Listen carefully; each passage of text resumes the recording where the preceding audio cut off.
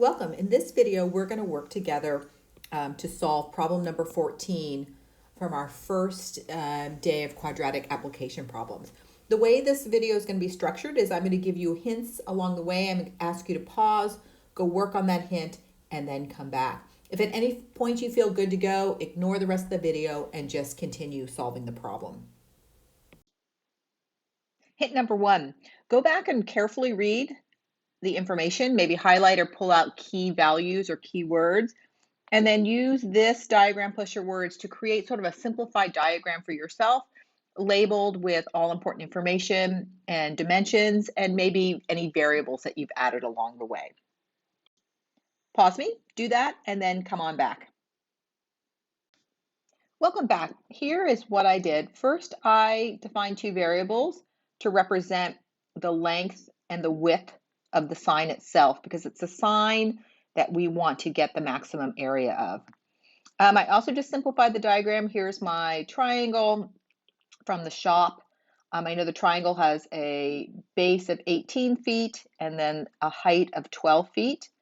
If my sign has a length of L and a width of W, that tells me this last little piece right here is 12 minus W. 12 minus W plus W gives me that total 12 feet. So did you have a similar diagram? Did you have other information on there, or were you missing some key information?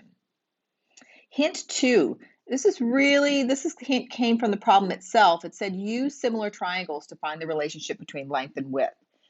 Pause me and come up with how you can use similar triangles to work on this problem. The similar triangles hint was super helpful because it allowed me to find a relationship between the length and the width of the sign itself.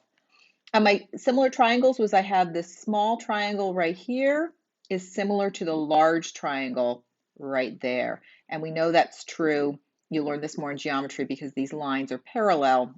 They're going to be similar. So here's my little triangle. Its base is L and its height is 12 minus W. Here's my big triangle, 18 base and 12 height. So I'm going to use ratios and a proportion to compare the height and base of the large triangle to the height and the base of the small triangle. You may have found a different proportional relationship within this. There are several different ways to write those ratios.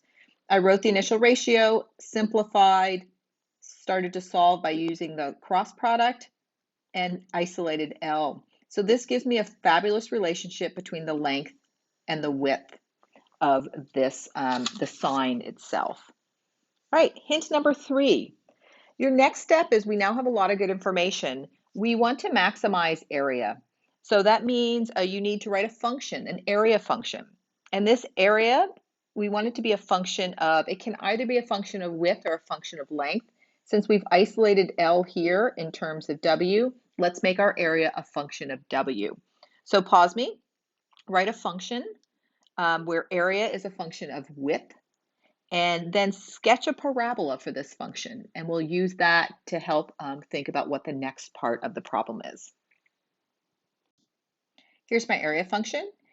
Area is a function of width, length times width, but I know that length is the same as negative 3/2 of width plus 18. Substitute and simplify. Here's my quadratic function that represents the area of the sign. Sketched a quick parabola. It's facing downwards because it's negative, and both the y-intercepts and the x-intercepts are there. Next, hint number four. What key feature of a parabola is used to talk about the maximum? And here, maximum area. How can you use that information about the key feature that represents a maximum to answer our question asked? Which was it? The sign. Okay, so let's find the dimensions of the sign that's going to have that maximum area.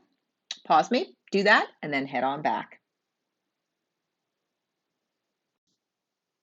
Let's bring it home. So of course, anytime we're talking about maximum, we're talking about the vertex.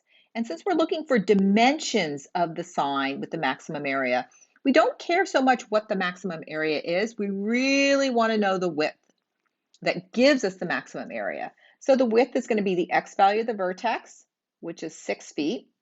To find the length, we can substitute that back into our relationship between length and width. and find 9 feet.